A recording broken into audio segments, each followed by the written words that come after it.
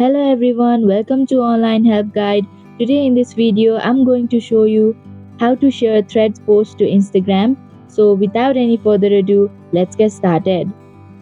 First of all, open up the Threads app. Okay, so there are two ways to share Threads post, which includes sharing your own thread post and sharing others' thread post. Both of them have same process, so today I'm gonna share my own thread post.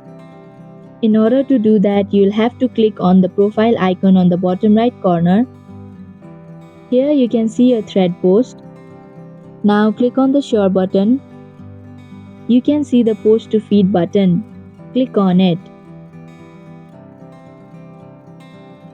Here you can crop your photo or keep as it is. Click on the next button. And here you can add filter or edit your post. I'm gonna leave as it is and click on next button. Here you can type in a caption or tag people according to your preference. I'm gonna do nothing and click on next.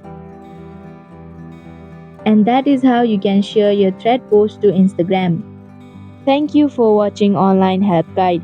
Hope this video was helpful. If it was, then hit the like button and comment down if you have any questions or feedback. Also, if you are new to our channel, subscribe and hit the bell icon so that you don't miss our upcoming videos.